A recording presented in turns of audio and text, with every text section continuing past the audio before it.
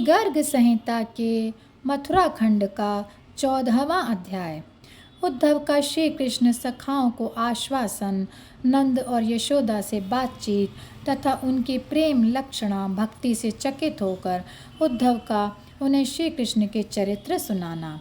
श्री नारद जी कहते हैं, राजन, इस प्रकार प्रेम भरे गोपों से जो श्री कृष्ण के विरह से व्याकुल थे, प्रेमी भक्त उद्धव ने विस्मय रहित होकर कहा। उद्धव बोले, ब्रजवासियों, मैं श्री कृष्ण का दास हूँ, उनका प्रेम पात्र तथा एकांत सेवक हूँ। श्री हरि ने बड़ी उतावली के साथ आप लोगों का कुशल मंगल जानने के लिए मुझे यहाँ भेजा है। यहाँ से मथुरापुरी को लौटकर श्री हरि से आप लोगों की विरह वेदना निवेदित करके अपने नेत्रों से जल से उनके चरण पखार कर उन्हें प्रसन्न करूँगा और उन्हें साथ लेकर शीघ्र ही आप लोगों के समीप आऊँगा। यह मेरी प्रतिज्ञा है, यह कभी झूठी नहीं होगी। गोपालगण, आप लोग प्रसन्न हों, शोक ना करें। आप इस व्रज में शीघ्र ही श्री वल्लभ श्री हरि का दर्शन करेंगे।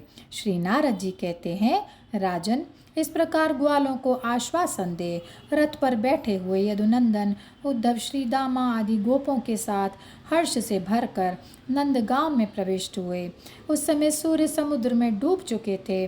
उद्धव का आगमन सुनकर परम बुद्धिमान नंदराज ने शीघ्र आकर उन्हें प्रसन्नतापूर्वक हृदय से लगाया और बड़े हर्ष से उनका पूजन स्वागत सत्कार किया। जब उद्धव जी भोजन करके शांत स्वभाव से शैया पर आसीन हुए, तब नंदराज ने भी शैया पर स्थित हो गदगद वाणी में कहा। नंद जी बोले, महामते उद्धव, क्या मेरे मित्र वसुदेव मथुरापुरी में अपने पुत्रों के साथ सकुशल हैं?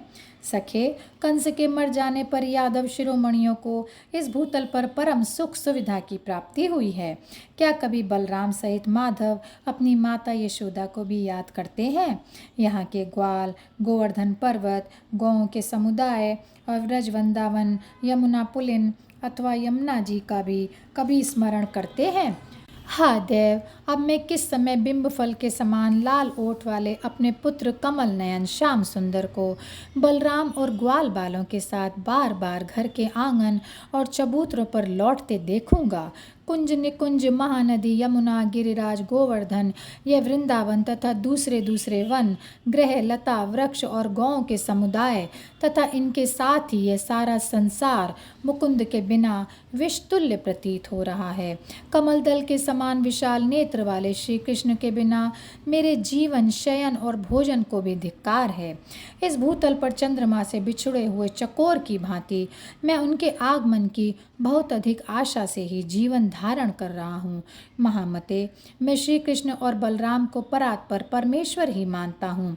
देवताओं के अत्यंत प्रार्थना करने पर वे पूर्णतम भगवान भूमि का भार उतारने के लिए स्वेच्छा से अवतीर्ण हुए हैं और अब संतों की रक्षा में तत्पर हैं। श्री नारद जी कहते हैं, राजन, परमेश्वर श्री हरि का बार बार स्मरण करके नंदनराज तकिए पर सिर रखकर चुप हो गए। उनका अंग अंग उत्कंठा के कारण रोमांच युक्त और विहल हो रहा था। राजन, उस समय श्री कृष्ण सखा उद्धव के देखते देखते श्री नंदराज के नेत्र कमलों से निकलती हुई अश्रुधारा बिस्तर और तकिए सहित शैया को भिगोकर आंगन में बह चली। मथुरापुरी से उद्धव जी का आना सुनकर सती यशोदा तुरंत दरवाजे के किवाड़ों के पास चली आईं और अपने पुत्र की चर्चा सुनने लगीं। उस समय स्नेहवश उनके स्तनों से दूध झरने लगा और नेत्र कमलों से आंसुओं की धारा बह चली। फिर वे लाज छोड़कर पुत्र स्नेह से उद्धव के पास चली आईं और सारा कुशल मंगल स्वयं ही पूछने लगीं। नेत्रों से बहती हुई अश्रुधारा को आंचल से पोंछकर हरि की भावना से विहल नंद जी की उपस्थिति में वे बोली। श्री यशोदा जी ने कहा, उद्धव, क्या कन्हैया कभी मुझको अपने नंद बाबा को याद करता है? उनके भाई सन्नद उसे देखने के लिए बहुत उत्सुक रहते हैं। क्या वह इनका भी स्मरण करता है? इस व्रज में 9 नंद, 9 उपनंद और 6 वृषभानु रहते हैं। क्या कन्हैया इन सबको याद करता है, जिनकी गोदी में बैठकर उसने वन वन में बाल केली की थी, जिनके साथ नंद नंदन सानंद गेंद खेला करता था? उन अपने स्नेही गोपों का वह कभी स्वतः स्मरण करता है? मुझे मेरे जीवन में एक ही यह बेटा मिला था। मेरे बहुत से पुत्र नहीं हैं, फिर भी वह एक ही पुत्र मुझ दीन दुखी माँ को छोड़कर दूसरी दिशा को चला गया। महामते, स्नेह करने वालों के लिए कष्ट होना अनिवार्य है। यह कैसी आश्चर्य की बात है। मानद, बताओ मैं पुत्र के बिना क्या करूं, कैसे जीवित रहूं? मैया, मुझे दही दे मैया, मुझे ताज़ा माखन दे। इस प्रकार मधुर वाणी में बोलकर वह सदा घर में हट किया करता था। वही कन्हैया अब दोपहर में कैसे भोजन करता होगा? यह मेरा लाला कन्हैया व्रजवासियों का जीवन है, व्रज का धन है, इस कुल का दीपक है तथा अपनी बाल लीला से सबके मन को मोह लेने वाला है। उसके लालन पालन में मेरे इतने वर्षों के दिन एक क्षण की भांति बीत गए। अहो, आज नंदनंदन के बिना वही दिन एक कल्प के समान भारी हो गया है। जिस कन्हैया को ग्वाल बालों के साथ बछड़े चढ़ाने के लिए मैं गांव की सीमा पर और नदी के किनारे भी नहीं जाने देती थी, हाय, वही अब मथुरा चला गया। ओ मोहन, यह दूर से पुकार कर जो उसे गोद में लेते और लाड़ प्यार करते थे, वे ही नंदराज उसके बिना खेद और विषाद में डूबे रहते हैं। अहो, एक दिन दही का भाण फोड़ देने पर मुझ निर्मोहिनी ने उस बच्चे को रस्सी से बांध दिया था। आज वे करतूत याद करके मैं शोक में डूब रही हूँ। यह आंगन, ये सारा सभा मंडप, मकान, सरोवर, गली, व्रज, महलों की छतें सब सूनी हो गई हैं। मुकुंद के बिना ये सारा जगत विष के तुल्य प्रतीत होता है। कन्हैया के बिना मेरे इस जीवन को धिक्कार है। श्री नारद जी कहते हैं, राजन, यशोदा और नंद में उच्च कोटि के प्रेम का लक्षण प्रकट हुआ देख उद्धव अत्यंत आश्चर्यचकित हो गए और उनका अपना सारा ज्ञान अभिमान गल गया। उद्धव जी बोले, अहो महाप्रभु नंद और यशोदा जी, मेरे शरीर में जितने रोम हैं वे सब यदि जिह्वाएं हो जाएं तो उन जिह्वाओं द्वारा भी मैं आप दोनों की महत्ता का वर्णन करने में समर्थ नहीं हूँ। आप दोनों ने साक्षात परिपूर्णतम पुरुषोत्तम श्री कृष्ण के प्रति ऐसी प्रेम लक्षणा भक्ति की है जिसकी कहीं तुलना भी नहीं है। आप दोनों को तो जो सनातन प्रेम लक्षणा भक्ति प्राप्त हुई है वह तीर्थाटन, तपस्या, दान, सांख्य और योग से भी सुलभ नहीं है। हे नंदन और हे व्रजेश्वरी यशोदे, आप दोनों शोक ना करें। ये 2 पत्र आप लोग शीघ्र ही अपने हाथ में ले लें। इन पत्रों को निसंदेह श्री कृष्ण ने ही दिया है। अपने बड़े भाई बलराम जी के साथ नंदनंदन श्री कृष्ण यदुपुरी में कुशल पूर्वक हैं। यादवों का महान कार्य सिद्ध करके बलराम सहित श्री भगवान यहाँ भी थोड़े ही समय में आएंगे। तुम नंदनंदन श्री कृष्ण को परिपूर्णतम परमात्मा समझो।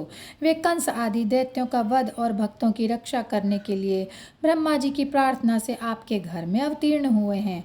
बलराम सहित श्री हरि ने जन्म लेते ही अद्भुत लीला आरंभ कर दी थी।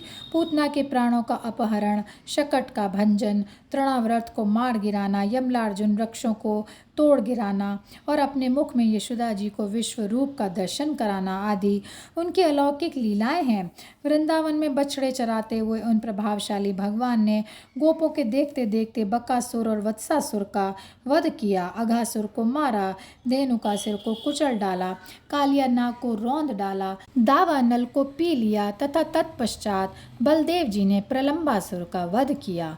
आप सब लोगों के देखते हुए जैसे गजराज अपनी सूंड में कमल धारण करता है, उसी प्रकार श्रीहरि ने ही एक हाथ से ही लीलापूर्वक गोवर्धन पर्वत को उखाड़कर उठा लिया। उन जगदीश्वर ने शंखचूड़ से उसकी चूड़ामणि ले ली और अरिष्ठासुर का वध करके केशी को भी काल के गाल में भेज दिया।